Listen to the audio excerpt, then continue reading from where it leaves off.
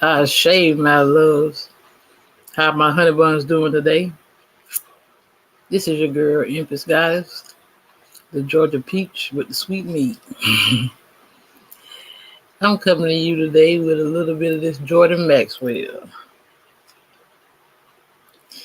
the occult world of commerce. I have no copyright claims to this content. This is strictly for educational purposes under the Fair Use Act of 1976, 107, for educational purposes. Yeah, I'm not really feeling too good today, my loves. That's why I canceled that other show. But I did a little live earlier to kind of, get out there, to kind of get it off my chest, but I don't want it to get off my chest. Y'all probably can hear it in my voice that I'm not feeling too good. But I'm going to always strive for the mark of the high calling, my love.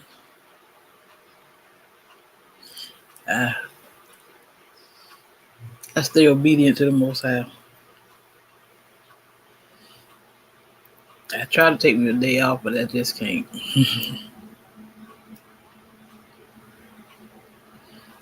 Because I know I have a purpose in this world. You know? I'm here to change it, my loves. I stepped into my calling, and I refuse to let anyone stop me.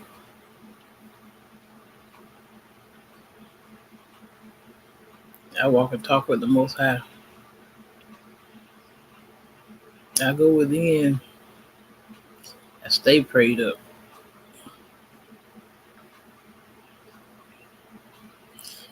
I have a vision. The Lord gave it to me. I can't stop until I reach that mark. I'm not going to stop then. We evolve, we transform, we ascend to higher levels and transcend. Energy never dies, it only transforms, my love. Remember that. Anyway, my babies, this is Jordan Maxwell on the occult world of commerce.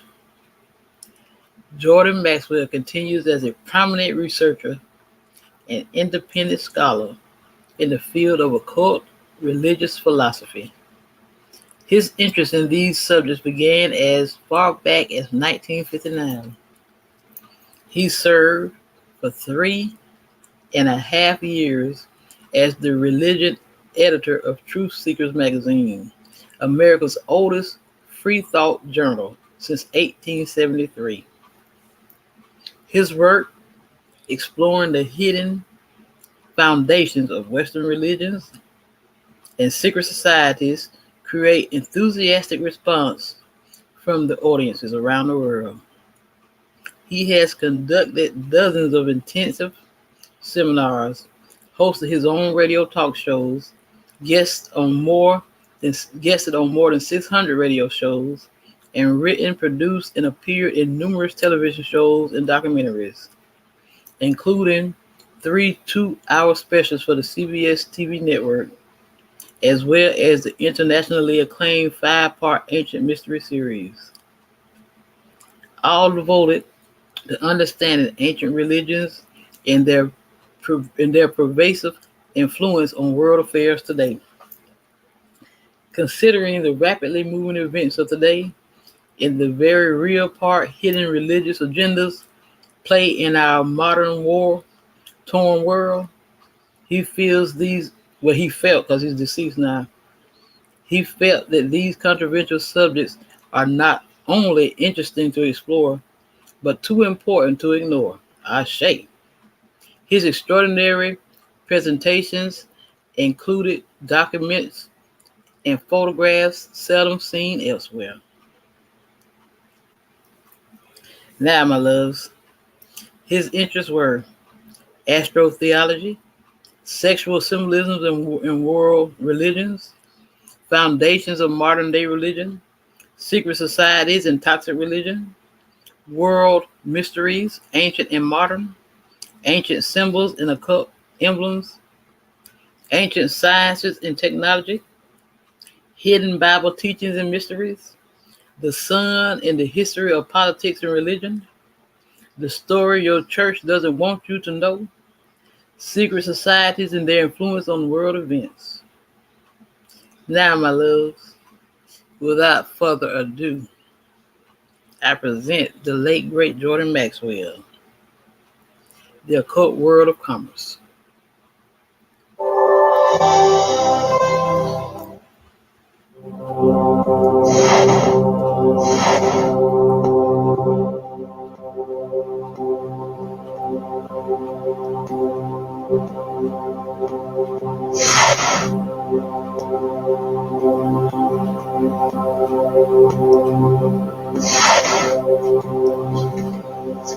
Good afternoon, ladies and gentlemen.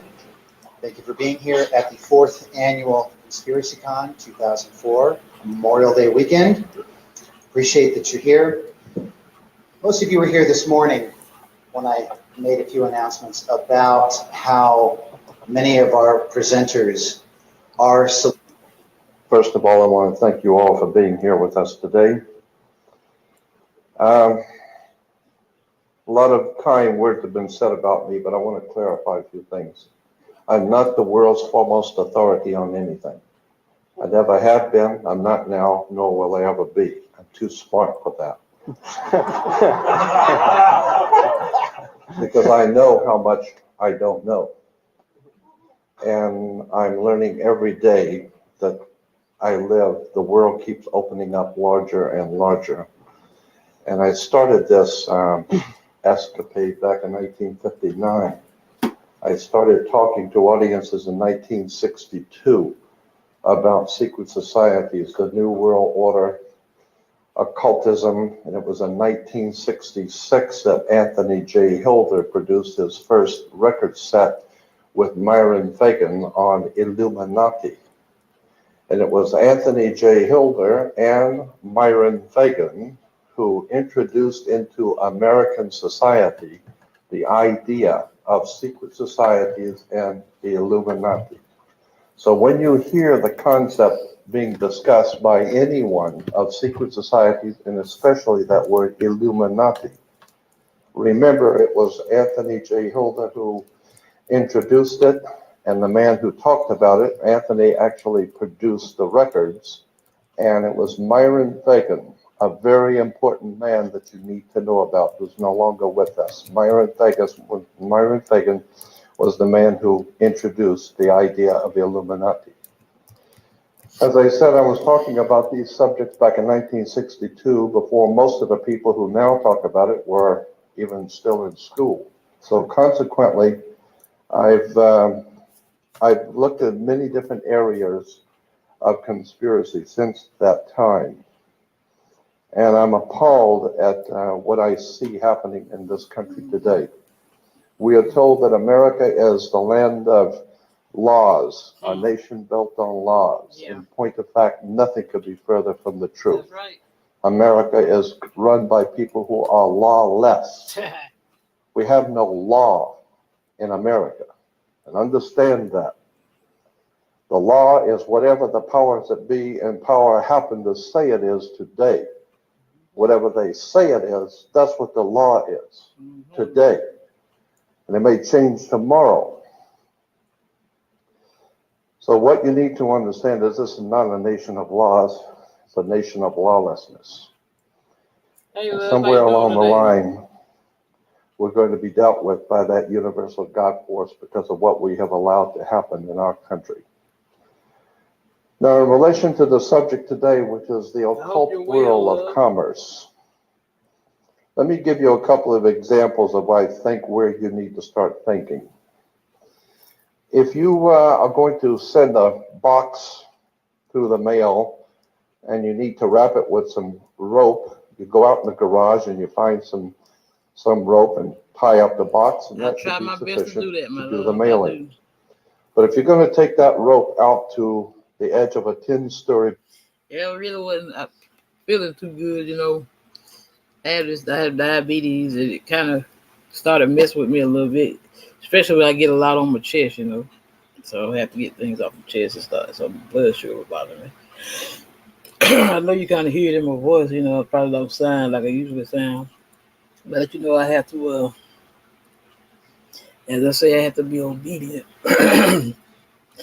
and I'm here to raise the collective's consciousness, Lord, by any means necessary. So although I'm not really doing a whole lot of talking, I'm gonna always broadcast something this educational that will uplift and raise the vibrations of this world. I put it out there for them. Everyone has free will.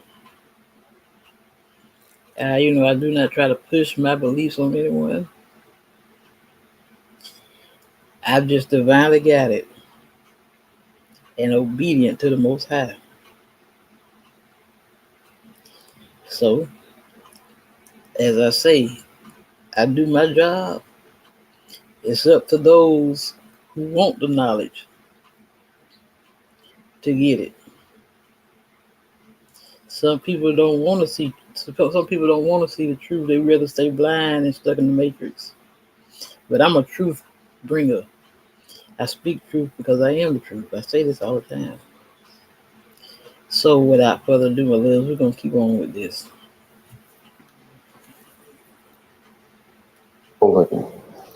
And hang on it. You better trust and you better examine the integrity of that rope now, because your life hangs in the balance on it. Another example is if you owned a 2-story building and you were going to put a lot of weight on the second floor. If you were smart, you would go downstairs first with the structural engineer, get on a ladder and go up through the ceiling tiles and examine the floor that you're going to put that weight on to see if the floor is going to hold that kind of weight. So what you're doing is you are standing under the foundation you're going to build on. You're standing under to get understanding, because that's where the word understand comes from. To stand under the foundation that you're building on. Understanding words is what you really need to start doing. That's right. You need to start doing your homework and understanding words. If you put an S in front of words, it becomes swords. Mm-hmm. And that's what words are. They're cutting.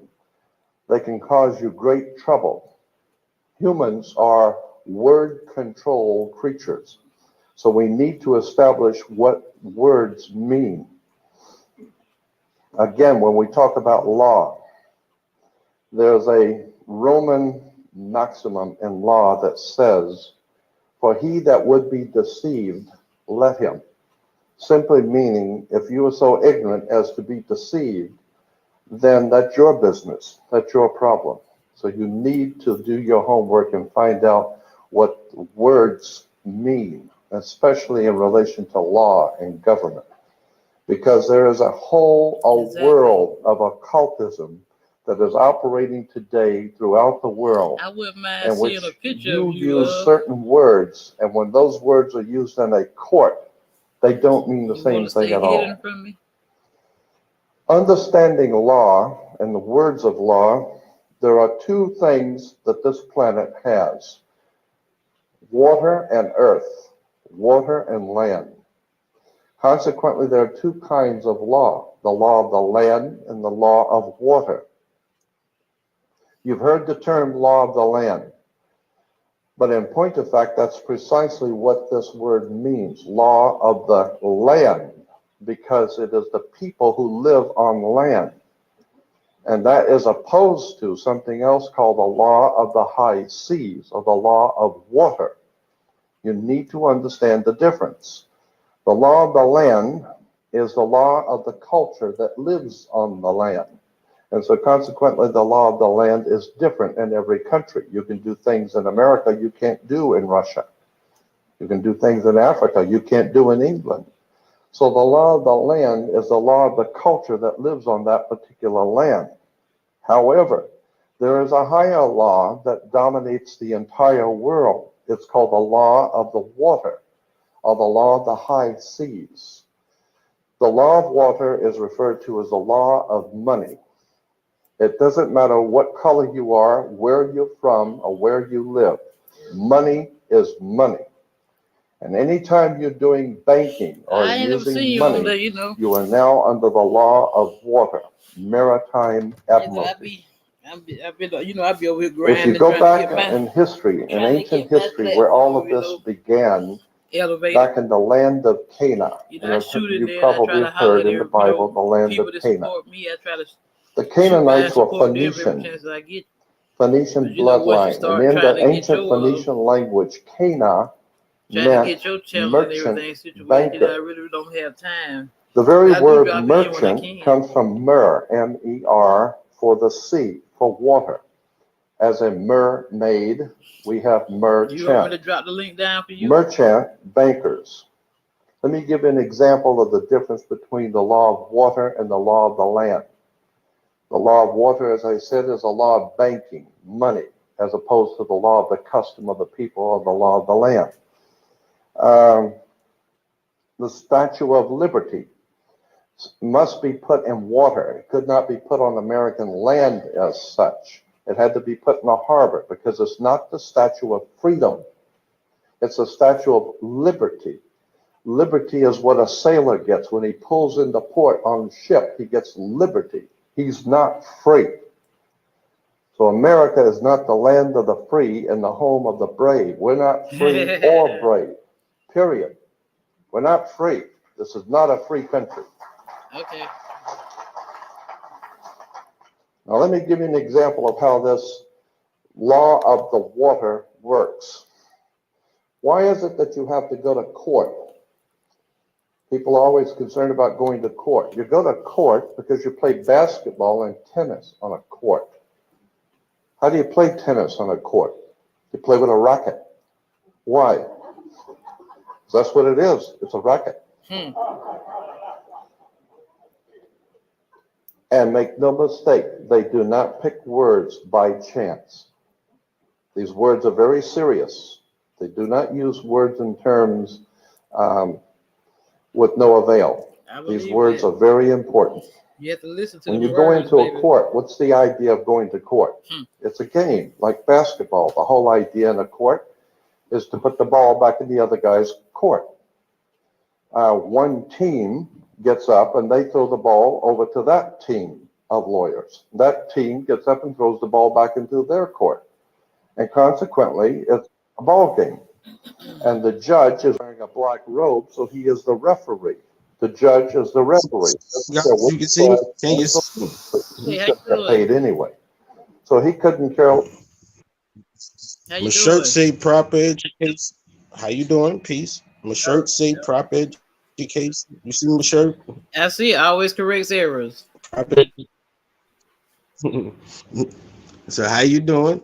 I'm doing okay. I don't be oh yeah, I'm YouTube illiterate. I don't know how to do emojis. I don't know how to make no pics or none of that. So that's why I just got my jump. This the only social media I be on is YouTube. So I don't know how to do all the fancy stuff. I got a channel, but I don't even go on there. I just basically leave my comments. But your bill was fire. My man was dropping much knowledge in there in that bill. He just said like the words that they put out to the universe, they not by coincidence. Like nothing happens by coincidence. It ain't no such thing. It ain't no such thing as luck or belief or faith or hope. All that you have a cause and effect for everything that happened in the universe. Right. I don't believe in coincidence. There's no such thing as a coincidence. Yes, ma'am. You're right about that. But yeah, I was just listening to the build. It was a fire build. You always put out videos that make you think and ponder and send you on the next journey.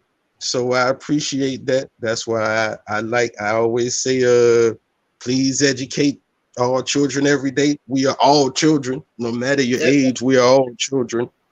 Right. So continue to do your thing and put the good energy out into the universe. And Thank you. I heard you say you was dealing with the diabetes. My mom, she going through the same thing too. You know, it's all about health is wealth and knowledge is power. So if you health is wealth and knowledge is power. So if Right. you it Dr. Sabi said the illnesses that we have come from what you eat. So Right. if we eat better, and like, I'm not a follower of people, I'm a follower of the information. I say Dr. Sabi said information most illnesses come from what you eat. And then I Right. researched it for myself to confirm it. But I just give him that respect because that's where I got it from. So I don't mind paying homage to where I got it from.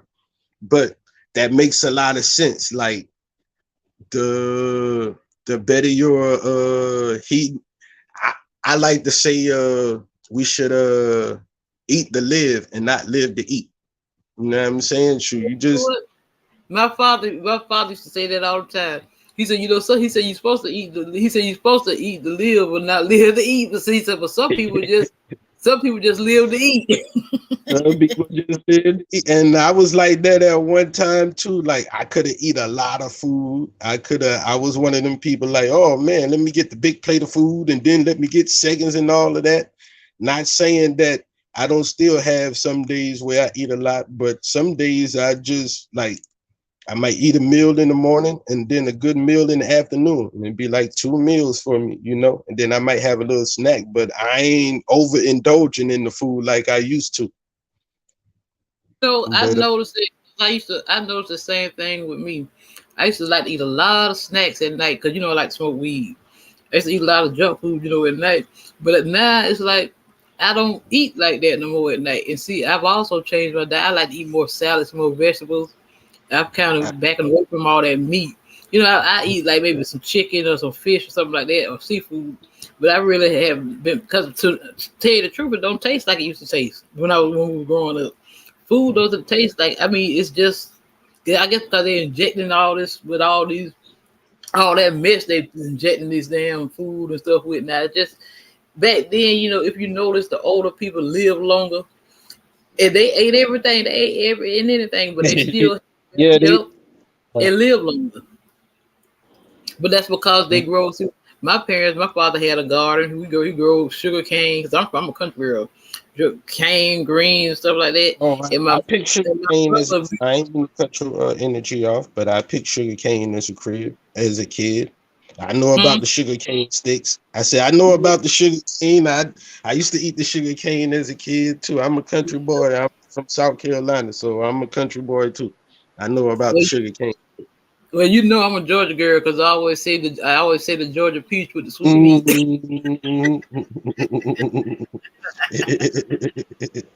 I like that, Monica. Do your thing. It's always a positive vibe when you do your thing. The video was very insightful, like it always is. I'm currently that thing you say you like to do a few minutes ago. I'm currently in the midst of doing that too. So I'm just gonna roll me on and listen to you video. I just want to tap in to let you see my face. I'm a real person. So you show your face every day with no problem. I'm a real person. I just tapped in to say, this is me. I'm a real person. Appreciate what you do. Keep doing your thing. And I'll be in the chat intermittently with the positive energy. Hello? Hold on. I can look forward. I forgot I had my mic muted. I can look forward to seeing a comment from you every day. So I said, who is this to keep, because to me, I like to put a face, I get kind of suspicious of, I But like I to see put a some now. comment in there because I noticed like the bots are come in there and leave a comment. If you don't like the bots, they're gonna come in there and leave a comment anyway. But I just like to leave a comment to let people know in the future if they watch the video that it's an informative video. And I'm representing and I'm always representing America because that's where we're from. It's the birth of civilization, whether people want to deal with it or not. And we those original people, whether they want to deal with it or not. So I always put that in the comments. So that's what I like to do before the bots get in there and do what they do. I appreciate your support. I really do. So we're gonna get back to this. Yeah, because I'm trying to. Like I say, I try to drop that real deal. I'm here to Yeah. to open up the eyes of these people who still have the veil over them. But And I'm gonna go here because that this is. definitely was. Go ahead. Oh no, I just was saying that was definitely a good video.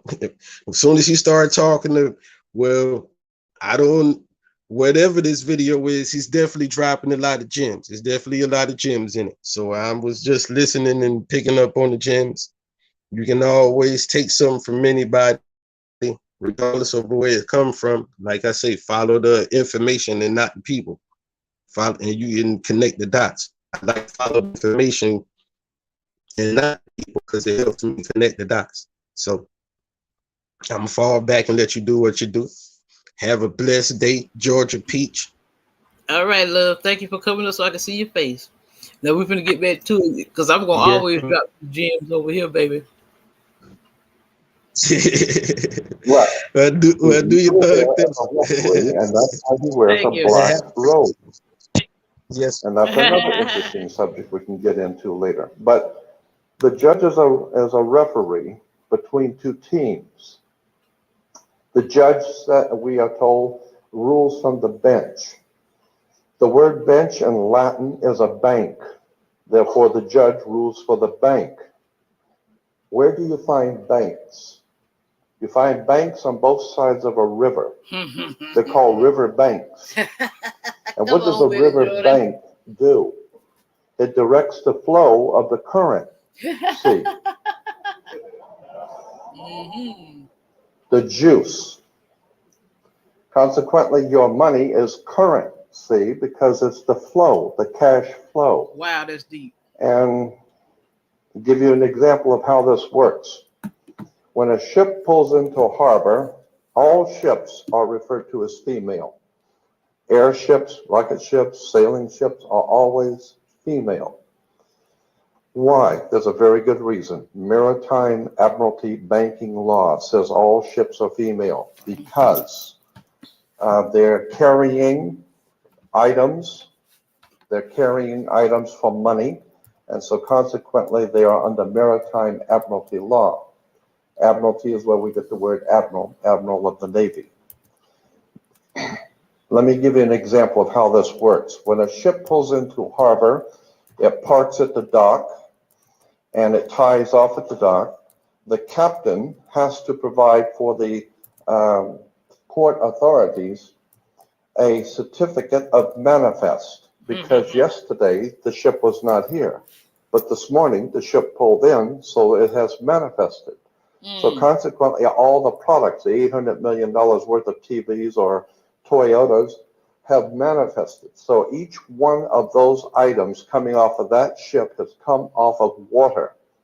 And they have come in a ship. And consequently, on a ship, all ships have a captain.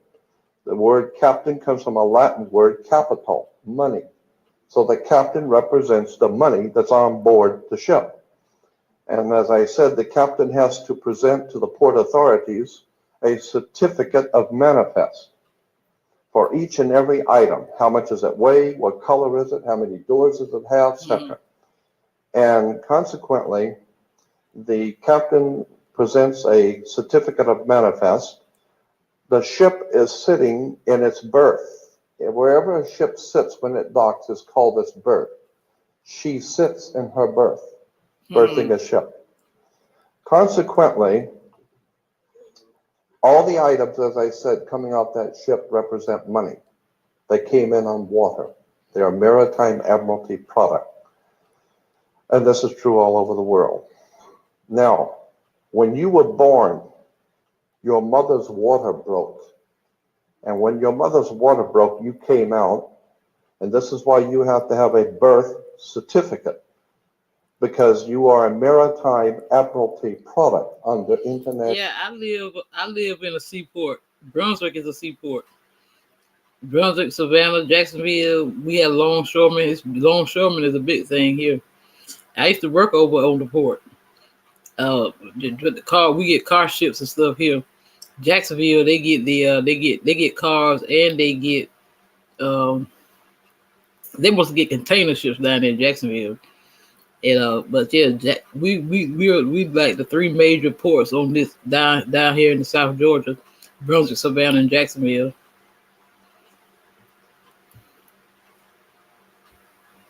No law. You are considered, your body is considered a maritime admiralty product. Your mother delivered you. This is why if you go to Sears and buy a refrigerator, they will ship it to you. They will deliver it. And that's why you were in your delivery room. Your mother was delivering a product. Maritime admiralty. You came down your mother's birth canal. Wow, you called it. You called it. And once you, and as you're taking one of the televisions or the cars off the ship and it falls down and breaks, that's all right. Sometimes they're stillborn, so consequently you've lost money on that one. Therefore, you have to have a death certificate, and it's always signed. I was born in by Augusta. the doc. Augusta is my home. Is where the I was doc born. has to sign your birth certificate and your death certificate. All of these words and terms are maritime admiralty banking words. Where you been at, baby boy? And therefore, if you understand lawyers and judges and courts and government are all under international maritime admiralty law. All religions, all churches in the world operate under maritime law.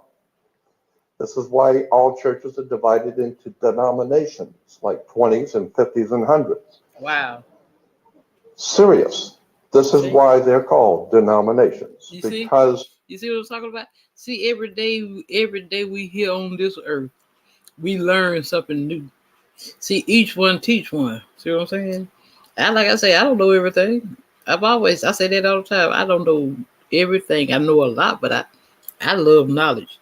That's why I pursue it every day, because I love digesting it, and we learn from each other. See, like I said, like you said a while ago, Charles, and I say it every day. You listen to me. I don't believe in coincidence. No such thing as a coincidence. All of us were put in each other's path for a reason. See, we're a tribe. We're a soul tribe. We were meant to meet each other. See, we're here to support one another. You're going to learn something to the day you leave this world. Believe that. And you still ain't going to be finished learning, no matter how long you live. All churches are nothing more than the product of maritime admiralty banking. It's an extraordinary story of occult treason, high treason, and crimes against the state. Make no mistake about it. There has never been a country on the face of the earth as far back into history as you can go. There has never existed a country in which the people rose up. Much love and blessings to the family. I love and appreciate all of you. Y'all always support me. Y'all inspire me, because a lot of times I have felt like just giving up. But I tell you, but that Most High always tell me don't do it, and then I have y'all that always support me, so I know that my work is not in vain. Demanded their right to be free. Never. The concept of human, spiritual, intellectual, and physical freedom is a totally concept that has never, ever existed on the earth. The only time that has ever come into existence was the founding of this country, where it was understood that we were sovereigns and we owned our bodies, and consequently, since 1868, we're now under International Maritime Admiralty law. Think about this. When cowboys in Indian movies, when the cowboys would ride into town, they'd get off the horse, they were wearing guns. How come they could walk into a bar carrying guns? And if two guys got in an argument, they could go out on the street and draw on each other in front of the sheriff's office, and the sheriff would do nothing. How come? How come that men could go out in the street and shoot each other in front of everyone and have nothing be done about it? The reason why is because before 1868, all Americans were considered sovereigns. And that's one of the nice things about being a sovereign, is you have the right to be yourself. And consequently, you need to understand that, in one last point I'm going to make before I introduce your speaker, that in 1868, there was a corporation founded. Anyone can incorporate a company. Well, in 1868, there was a company. You know, I had listened to he did a lecture on Hollywood. And what made me think about it is because, you know, all this mess is going on in Hollywood. You know, Information Man, he did that show last night on Tiffany Haddish and Ari Spears, and everybody talk about all the mess going. And I made the comment. I said they say that shit been going on in Hollywood for years. And he had it's a lecture. I'm trying to look it up now that he did on Hollywood about how could I say it? Don't pay no attention to that man behind the curtain. I just put it in my words. You know what I'm saying? How all things are like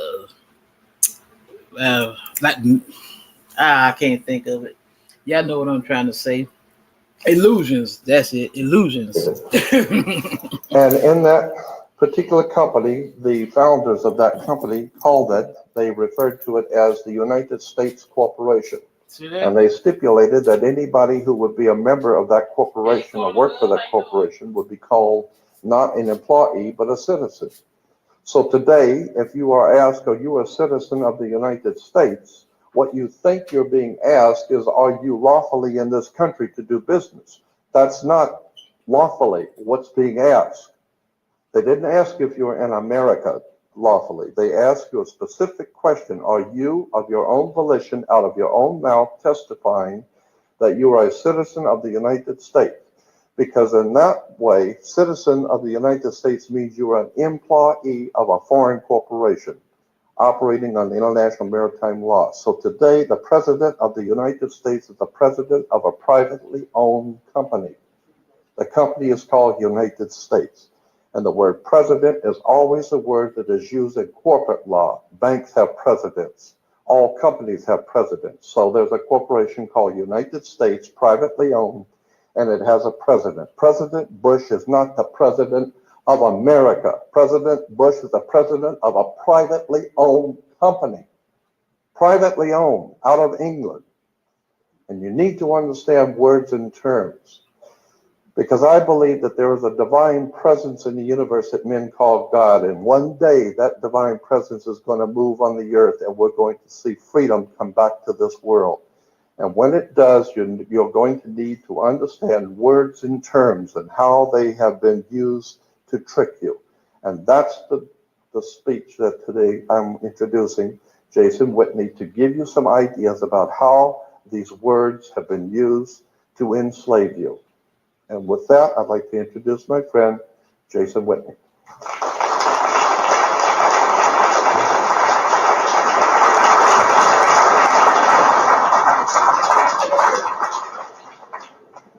Hello, everyone. I'm going to just restart the computer here. There's a lot to cover, and going to go pretty quick. And some of the stuff that we're going to go over is, in essence, a reiteration of some of the concepts that Jordan presented to you. So, but we're going to give them with visual examples, so they hopefully give you a better mental anchor. So when you see this stuff come up, if you should ever, get involved in a situation where you unfortunately have to go to court, you understand the name of the tune.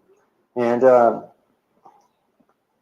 you'll find out at the end of all of this today, it's just business.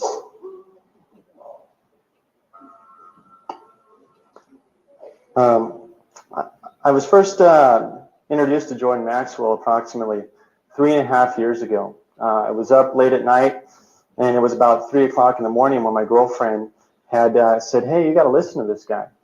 And I was doing homework. I was originally a computer science major, studying network engineering. And I set my books aside, and I walked over to the table, and I flipped on the channel so I could hear the radio in the room I was in. And I heard this guy talking. And the information was so powerful that was being presented, I was absolutely blown away. I went and grabbed a notebook, and I started taking notes because, you know, I've been into the occult since I was about 18, and I've studied mostly stuff on, you know, basic secret societies and pyramidology and the concepts of some UFO ET stuff.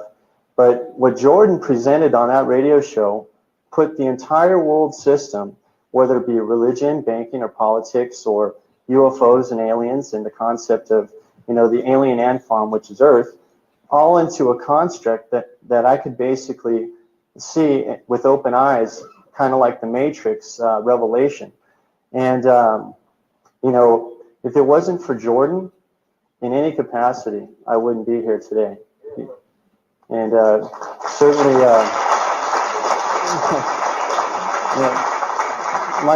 myself and a collective group of people that have become researchers, and I like to consider myself, in essence, you know, still a neophyte because I'm not an expert on anything like Jordan.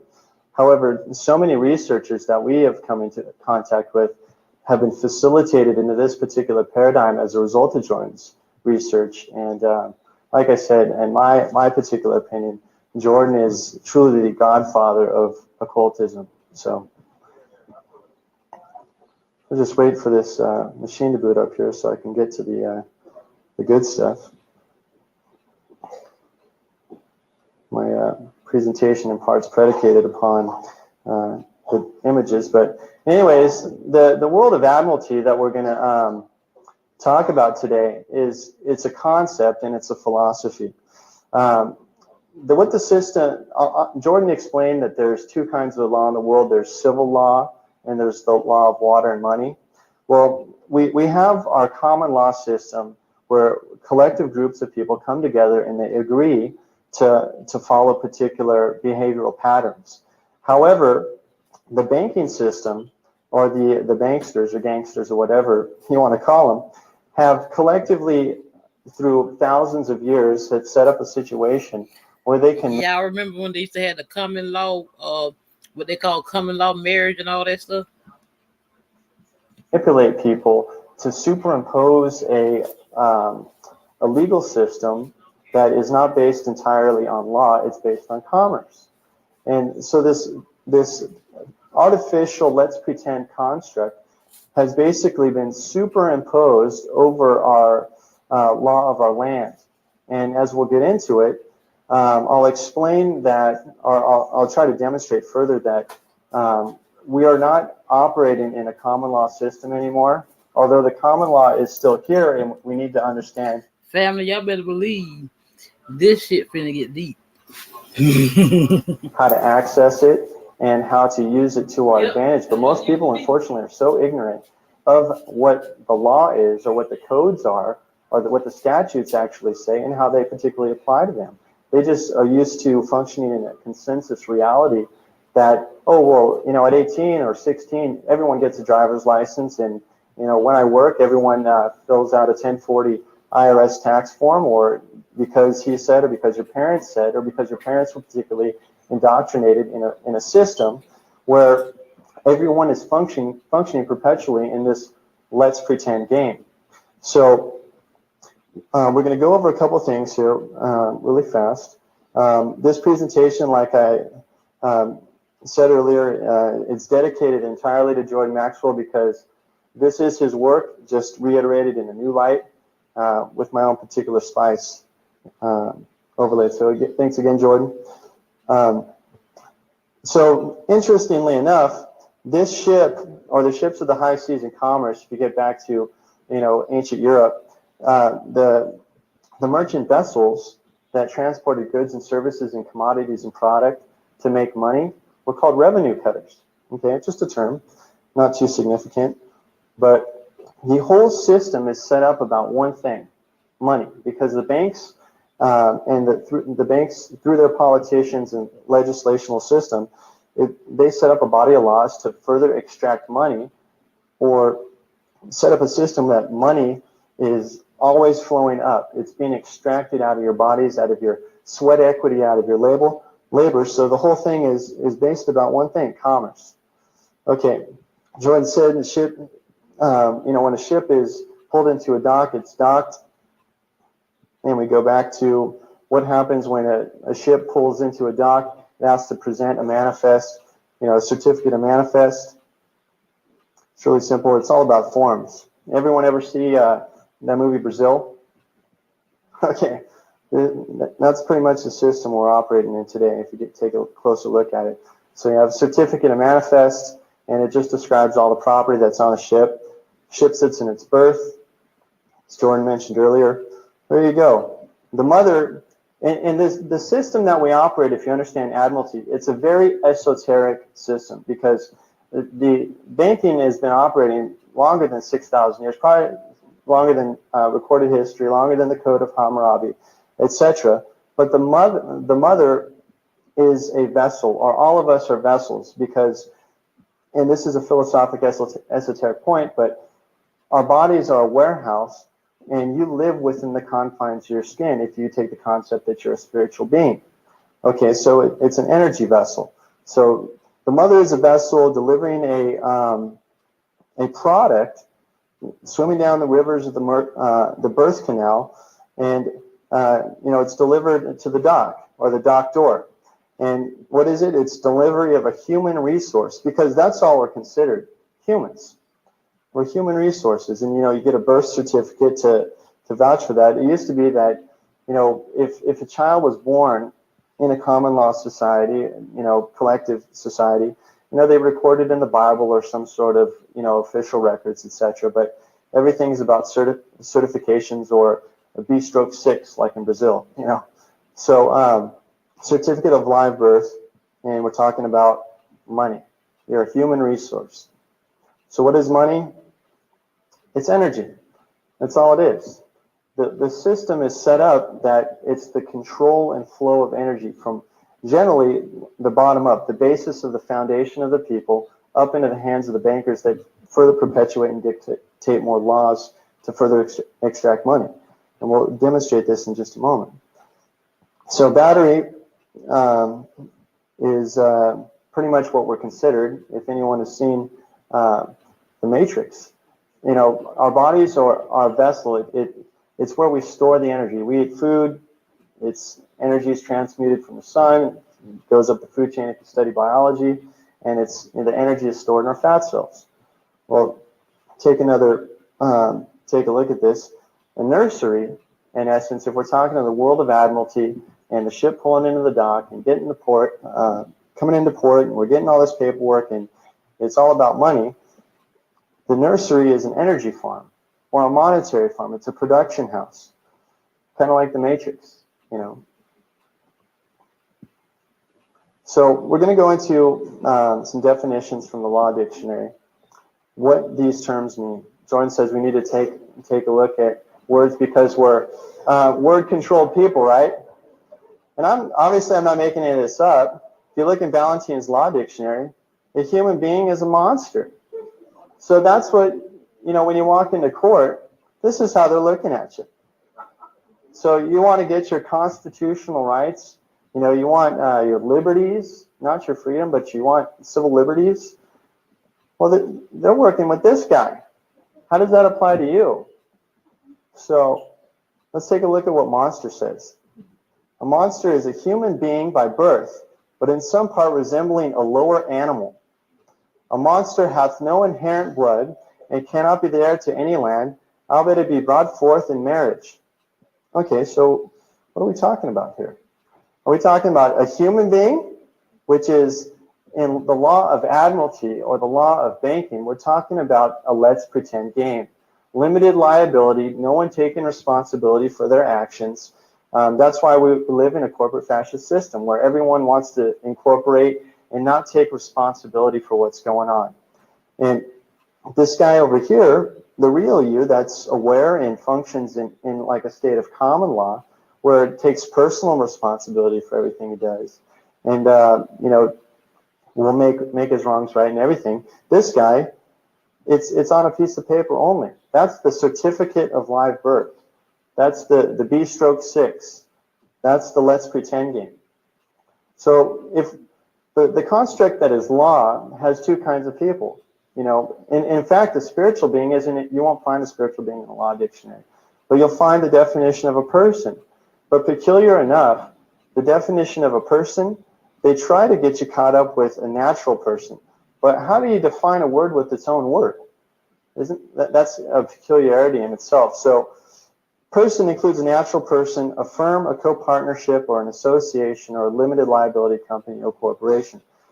The entire essence of the let's pretend game is to get you to be one of these things, a corporation functioning in a state of fascism in a limited liability world, a let's pretend game, where no one takes responsibility for their actions.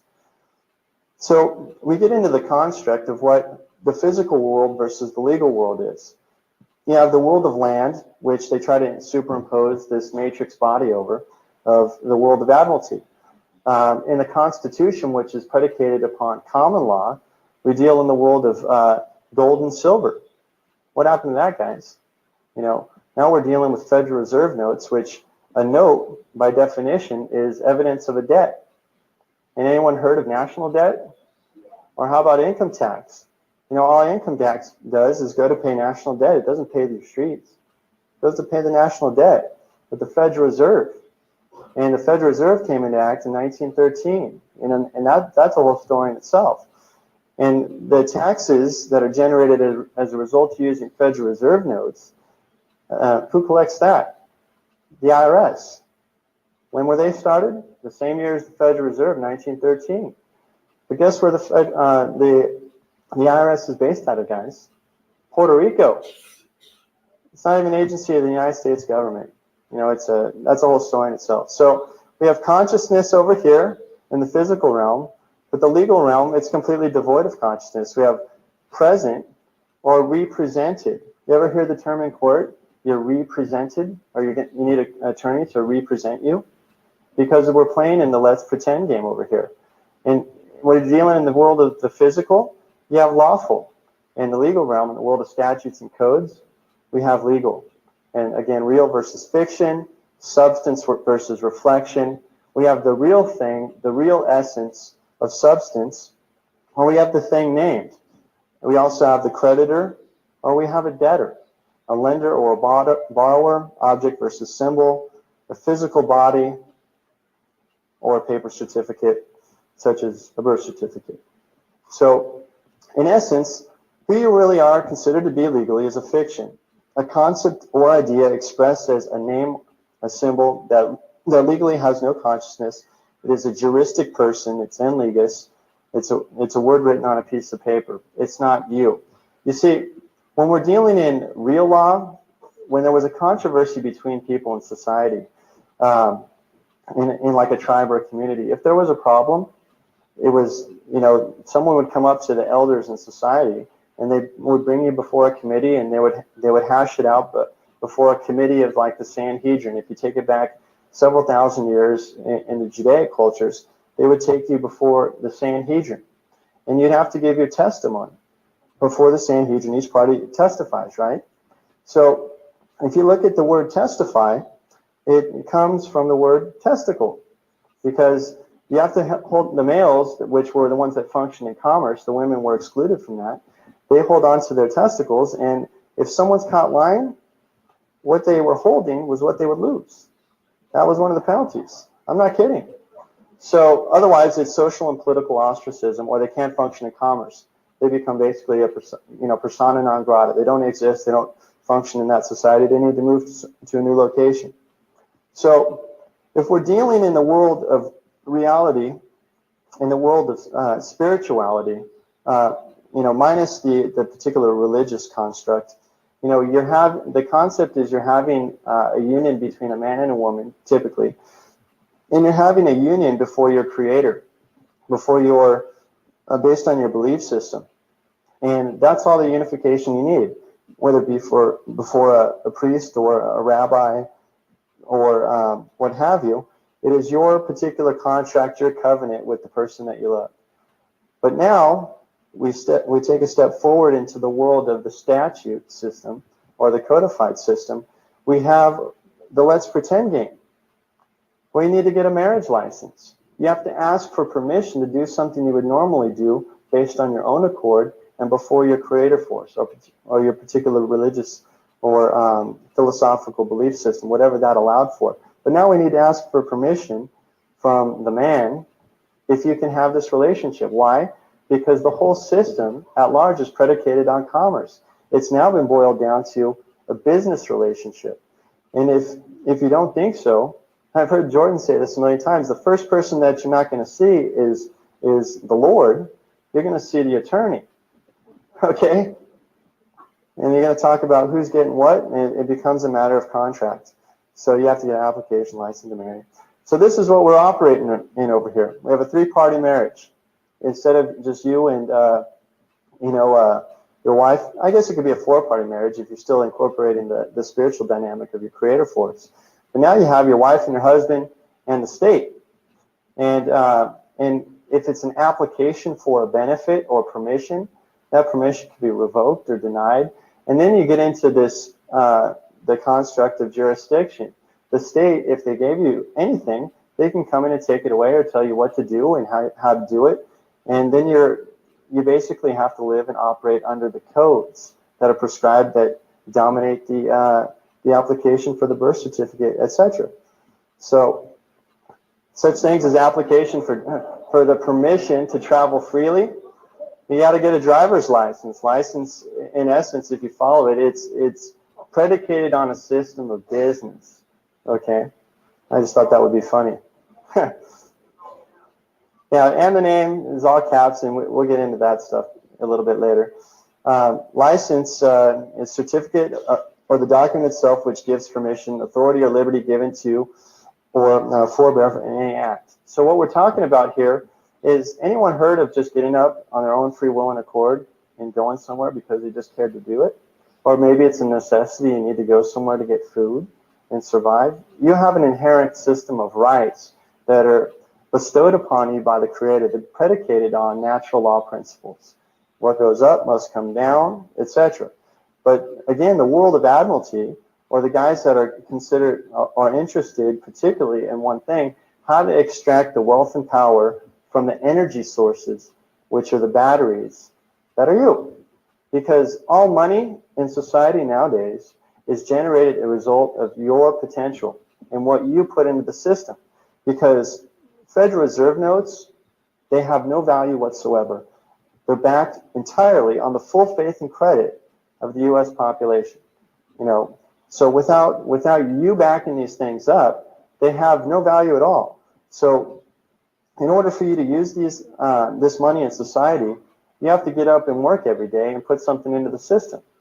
And what you reap, you'll sow. So the system cannot perpetuate itself without you. So what is the vehicle that is the courthouse?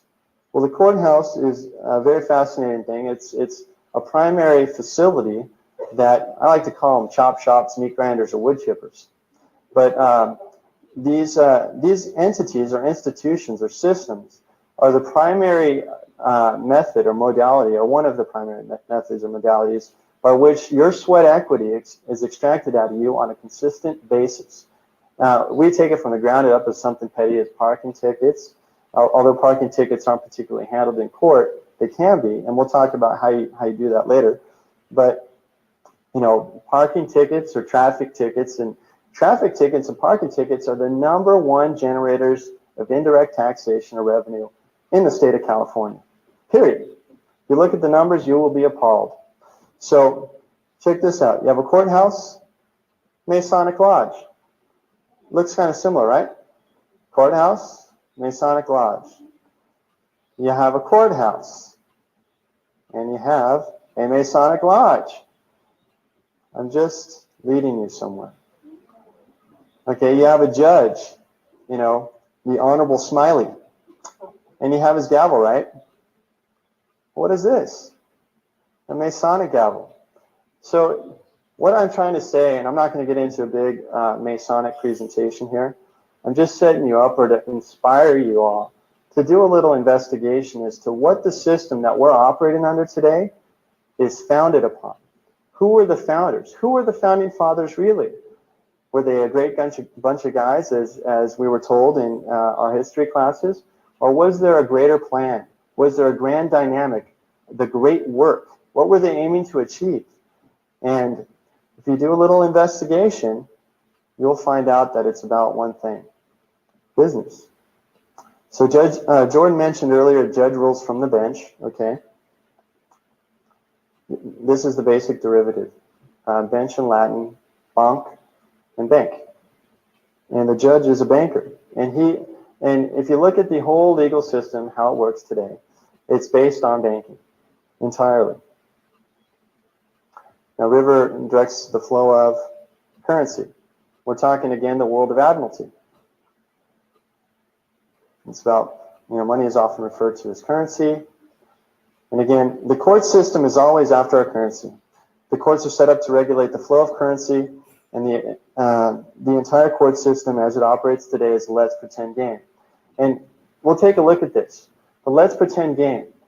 Why is it that you have to file, you ever heard the term motion in court? You have to file a motion in court. Why? Because the thing doesn't exist unless you say it does. It's basically your paper soldier in the let's pretend game. You're yelling out, you're calling out to the judge, I'm filing a motion, because you're not dealing in the world of substance where you're communicating with parties openly and stating the facts. Okay, I was injured on or about this day, and this is how I was damaged, and these are my witnesses. Now, based on the evidence I'm presenting, that guy should lose his testicles. What do you think about that? And and the other guy presents his evidence and says, well, that guy should lose his.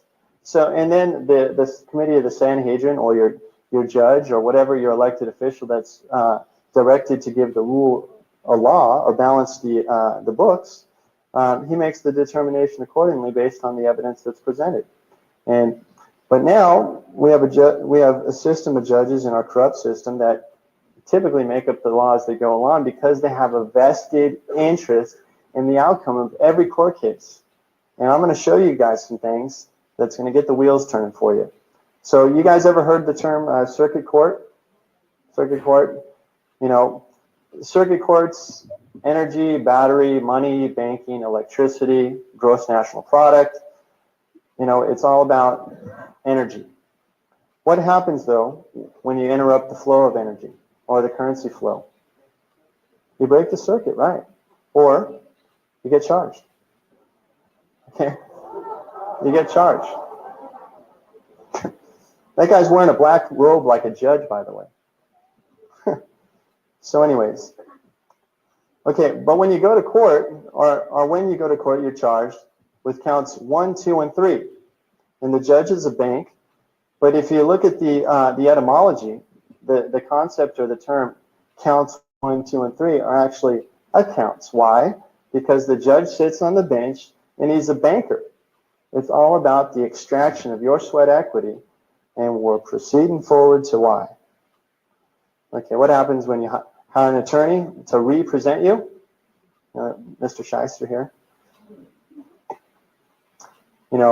Again, why do you need to get an attorney? Because the whole thing is a let's pretend game, because the attorney, if you take an analysis of it, we're dealing with attorneys, not counselors in law, not lawyers particularly. We're dealing with an attorney that's there to represent the certificate or piece of paper, the artificial person or the natural person that cannot stand and speak for himself properly, or the presumption is so, unless you rebut it. So he's representing the artificial legal fiction, the reflection, the thing named the debtor or the borrower, because why? We're dealing in banking. You're there. Most of the court cases or lawsuits are of and pertaining to money, are they not? Why else do you go to court? All crimes are commercial. If you look at the legislation and the codes, everything boils down to a dollar value. And in fact, I have, not with me today, I have a case, the president of Tyco, he was convicted in court, and he was awarded, or the sentence was like a $25 million fine, or the end result was like $25 million fine or something like that. If he didn't pay it, he was going to jail for life. What do you do? He whipped out a check, cut it, paid it to the court, and the game was over. He didn't go spend one day in jail because it's based on bookkeeping entries, the entire thing. So if you got enough money, as most of you have an inherent understanding, if you got enough money, you're not going to jail because you can get lots of attorneys to represent that piece of paper to make a deal with the judge or to properly represent you, such as OJ, and get off. Okay, so when you hire an attorney,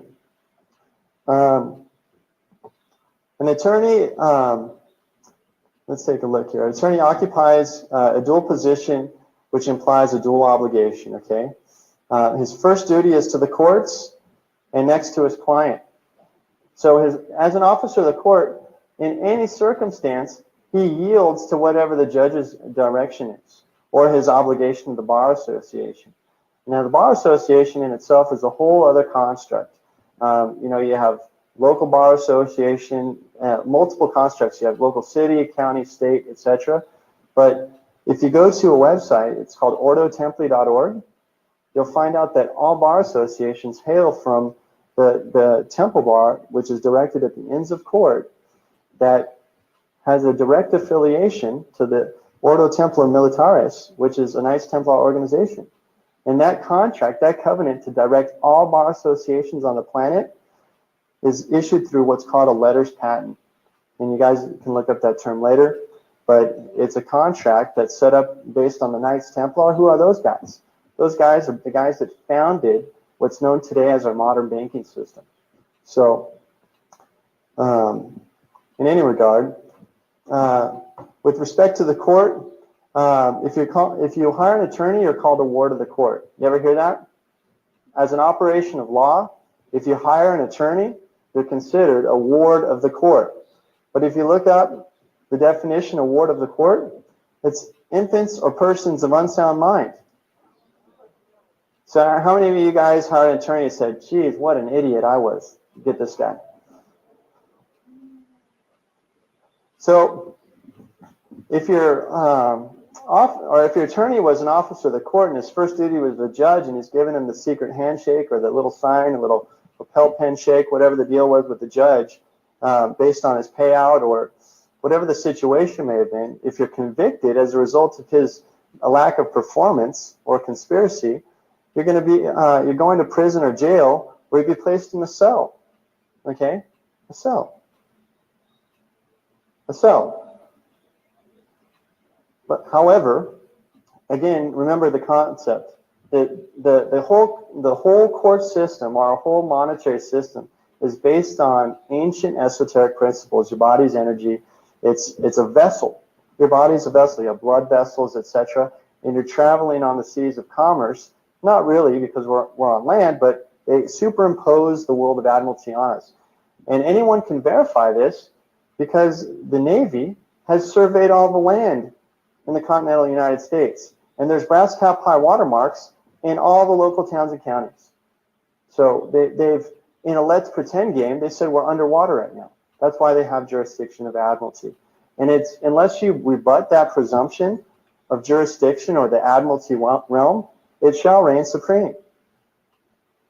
But if you might have the opportunity to pay bail. You ever heard paying bail? Okay, you might have the opportunity to pay bail if you've been placed in jail. Okay, bail. Okay, bail or bail. To bail someone out is to provide cash and get them out of prison, or more generally to help them out in a difficult situation. Well, I think going to court, period, can be a difficult situation, especially nowadays. Especially a financial one, and we'll just go on from here. But after you pay bail, the court has concluded its sale on the high seas of commerce. You see where the etymology is going? It's just, we're dealing in admiralty, ancient Phoenician commercial law, as Jordan said. But everything you said and done when everything's said and done in court, and you've discharged all your debts, you've paid your debt to society. How many of you heard that? Because everything is commerce, period. One of the first definitions of commerce is the exchange of ideas, concepts, philosophies, interaction, goods and services, etc. And then one of the other definitions of commerce is sexual relations. And I'm not kidding. So the byproduct of that is a commercial product where, again, you get the paper certificate and you play the let's pretend game. So ultimately, which is it? Are we talking business here? Or are we talking justice? And as Jordan would say, it's nothing personal, it's just business, like the mom says. So now we're going to progress further to a solution-oriented situation over here, because most people, it doesn't take a genius to figure it out that the system is not based on natural principles.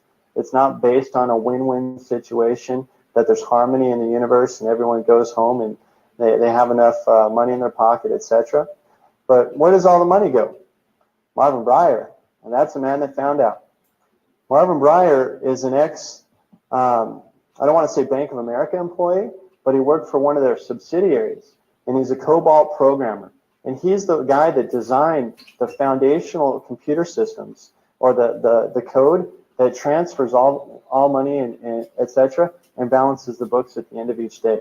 Well, Marvin, unfortunately, had a very rough situation where his daughter, her children, or her child was about to be sold to the Department of Social Services or one of those particular agencies. And Marvin could not stand the pain to see that happen to his daughter, because his daughter in his life, peace and blessings to you, love. There's nothing. She's the capstone on his life's pyramid. Anything and everything for his daughter. So what Marvin did is he did a little homework. He tracked the money that was being raised from the court, and where all the funds and all the money that he was paying into the court system for fines or just court docket filings, all going into slush funds, guys, without exception. Marvin, by the way, has been in Insight Magazine about 6 times. He's been in the LA Times on him. And he's a personal associate of mine, and I've been fortunate enough to get in with him to understand how he does what he does, how to crack the matrix, how to break through and understand how to get to these guys where it hurts, the money. So if you track the funds that are paid to the court, without exception, at least we haven't found one. And certainly we wouldn't be arrogant enough to say that it's not entirely possible that it might go to the proper directory where the funds are supposed to be appropriated. But the funds are going into different accounts as opposed to where they're mandated by legislature.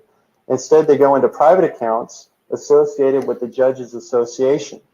However, it's really interesting about what the Judges Associations are.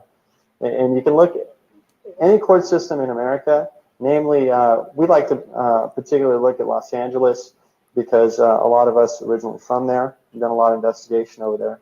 But the Judges Association, if you talk to them, try to find out who they are, they're allegedly a tax-exempt organization. Princess Twilight in the building. However, they're not registered at all with the IRS, period.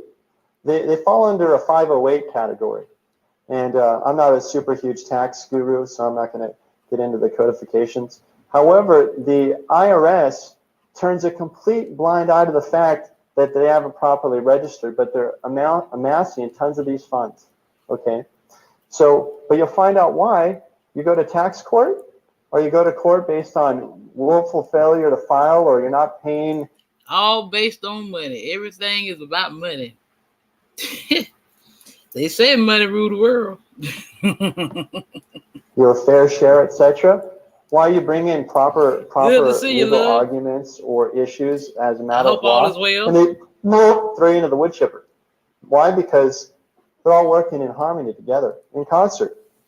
Okay, so the Judges Association. I'm doing good. I wasn't feeling too good earlier. My blood sugar was up a little bit, but I'm feeling a little better now. Started, doing my thing, so I feel a whole lot better than I did earlier. Thank you for asking. What do these guys do? They raise bonds. They create debt without taxpayer approval. Okay, And I'll explain to you guys how this information was found out. Primarily, paying checks, Marvin never uses cash or credit card to pay for anything at the courthouse. He always uses a check. And once a check is negotiated, Check this out. He finna break this shit down. On the back of the check, it has all the routing numbers, okay? The routing numbers, and usually a phone number, so you can call and find out who it is. Otherwise, you can use something called the Public Records Act. I don't care what state you're in, everyone has a Public Records Act. And in some cases, if you're dealing on a federal level, you can do it under Freedom of Information. Now, under Public Records Act requests, in California and Hawaii and other states, I'm sure it's across the board, it's the same. If they fail to answer, it's a $1,000 fine. So it's all about how you put it on a piece of paper. But the law is created for your benefit in the event, at least we would like to think, it's created for our benefit, that there is a particular check and balance. Thank you, love. But they tuck it away, or they hide it away in codes. Well, what are codes? By definition, they're something that's used to hide something. The military uses codes all the time to hide their communications, etc. So, fellas, we got Princess Twilight in the building. Respect and love to her. The money that is paid to the Judges Association is used to pay off anonymous bonds. Okay? The anonymous bonds are issued through Merrill Lynch and other associations, but Merrill Lynch is the primary bad guy. And we have paperwork that demonstrates this. Marvin got a judge thrown in jail and prosecuting attorneys, and there's more on the way. Because, you ever heard of judicial immunity? Well, guess what? You don't sue the judge, you sue his association. Or you find the evidence of the wrongdoing through Public Records Act requests, so you trace the money on the check. And then you present the data to the grand jury, and they got to investigate. And then they got a problem. So, as a result, Credit Suisse and Bank of America are the primary underwriters on those bonds. I believe that shit. And a company by the name of DTC, it's called Department of Trust Corporation. Because y'all ever notice, like I tell you, those movies, all movies have underlying truth. I say it all the time. You always notice that those big time criminals, where they always go with to hide their money? Switzerland. Controls the bonds. But guess what? DTC is ran by the Federal Reserve board members. Okay?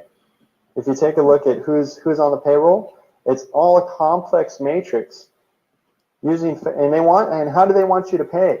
You're not using gold or silver to pay at the courts. I tried to pay them. They don't take the stuff. I try to use all kinds of stuff at the courts. Oh, yeah. But they want that Federal Reserve note product, the private I've product. I've always that's, seen between the lines. Set up under a sham situation, 1913, set up the same time as the IRS, 1913, and there's some other agencies which I won't mention. Prophet, you are an hour late. This about to go off now. I'll tell you later. So, I like to call these things Anani bonds. The interest on the Anani bonds is paid through the court fees, fines, and restitution. I know you do got to tend to that blessed holy herb tree. So, when you get convicted, in a traffic ticket matter, not only do you pay, let's say it's $100. Usually there's a statutory limit on traffic tickets. But what do they do to create more revenue? They give you what's called a penalty assessment. I quit watching cable. All I watch is YouTube. I might watch Netflix every so often, but then I don't watch that shit. I can watch the news on YouTube. Everything I want to see is on YouTube. I have no interest in all them lies they telling. That I was in court was 170% penalty assessment. So you pay an additional 170% on the top of the $500 fine for traveling down the highway, on the high seas, as they would call it, etc. So the credit rating of the anonymous bonds that are issued by Merrill Lynch in association with Bank of America and Depository Trust Corporation, in association with the Federal Reserve, who's in association with the IRS. That's it. Subliminals. That's what they be saying. Subliminals. It's all based. The credit rating's performance is based on, or determined by the courts or the banking business ability to arrest, prosecute, and convict or with respect to civil matters, litigated. So what we have here is a perpetual. You're gonna have to go back and rewatch it, Princess, because I'm telling you, I don't do nothing but drop gems over here. My tribe can tell you, I be bringing that truth. Meat grinder that's feeding off itself. It's infinite because it's a system that is endlessly perpetuating itself. And the more you use Federal Reserve notes, the more there's national debt, the more money that needs to be paid to the IRS. But let's take a further look at what the bonds are for. Look, I have been saying, I've always been, we chosen ones always been different. We always been able to see through the veil because we were chosen from birth. See, we were chosen. It was already written in the stars when we came here. That's why our purpose. All of us have always had a difficult life. I guarantee you, we all have went through certain struggles, and we probably went through similar things in our life. You know why? Because we chosen, as trends say. The bonds, the finance almost payment at the end now, to baby contractors girl. For the building of more courthouses. Not even 2 or 3 minutes left. So what I'm saying is it's perpetual. They do more than courthouses, but that's the principal amount. Well, they're probably all in concert. I mean, not even probably. I mean, the buildings look the same. Even. So, but they also build things as post offices. Now, interestingly, in the city of Van Nuys, the Van Nuys courthouse, Marvin Breyer found out that the entire courthouse, was bought for $5 by a judge. Oh, I thought I was almost at the end. And Marvin, by the way, has disqualified 5 more minutes to go. Basically the entire bench. There's no judge that can't hear Marvin's case because what he does is he uses Public Records Act requests, FOIA, and he also goes down to the local library and pulls the judge's statement of economic interest. Yeah. Once a judge becomes a judge, they have to give their entire profile, where their money is going, and they might have some stuff offshore and et cetera that you might not be able to find. But for the most part, the way he creams these guys is he finds out, okay, who's this guy ruled on? He'll pull their whole case history, how many cases he's ruled on, and he'll see, well, he ruled on a case dealing with McDonald's, and he owns stock in McDonald's. So he reverses entire court cases or kicks judges off because there's a conflict of interest. So it's all based on money, conflict of interest. And he also finds out through Freedom of Information, or namely Public Records Act. In one instance, he found out that the judge had a brain tumor. But he's still making all these decisions off the bench. And he walks right into court, especially when he's powered up about the conflicts of interest or he's tracked the check. What he does is he'll buy like one page of the docket, costs $1. The next day he'll go back and buy another page of the docket. And what'll happen? And he generates more conflicts of interest. And what Marvin will do is he'll go into someone else's court case. Say your court case was litigated on like 6 months ago, and you already got the book thrown at you. He'll go in and buy a page of your docket. And that's why they got. So this is at the end anyway. But I will probably come back on. I got to go run off for a little while. I got to go to the store. And I'll go grab me something, go get me a salad or something to eat. Because I hadn't eaten anything since this morning. And because I'm trying to find that one that lecture he did about Hollywood. That's what I'm trying, and I want to broadcast that one. Because that's a good one. Because he was talking about, like the wand and Harry Potter. It was supposed to be made out of the Hollywood. I mean, this shit is deep. Do y'all really realize how deep this rabbit hole goes?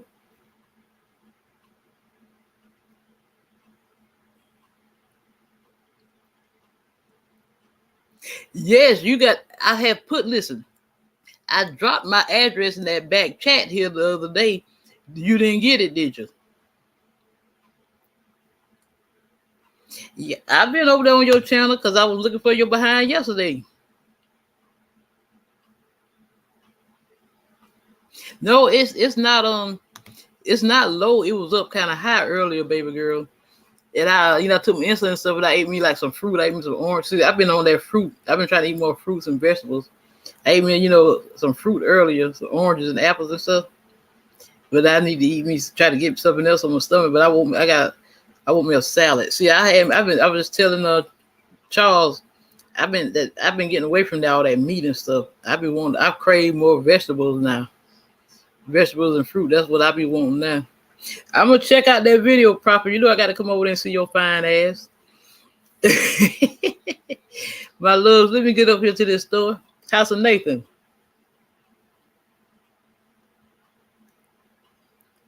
Oh yeah, look, he was I was just looking. He was him and Queen Elizabeth, the Rothschilds. What's the name? Oh Lord, Rockefellers. They were all Illuminati. Yeah, I'm gonna be back with y'all. I'm gonna come back about 6 o'clock. How about that? And I'm gonna broadcast. I'm gonna find that lecture that he did on Hollywood, and I'm gonna broadcast that one. All right, loves.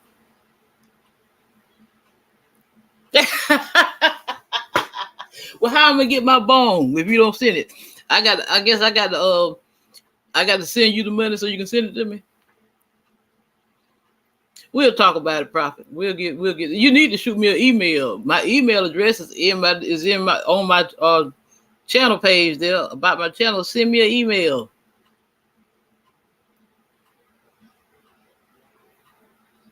I just said that. I got to go get me something to eat, my love. I'll be back at 6 o'clock, y'all. I think a lot of people haven't been getting their notifications. But just be looking out for me. I'll be back for sure. Sometime between 6 and 6:30, I'll be back. That's a promise. Y'all know I keep my word.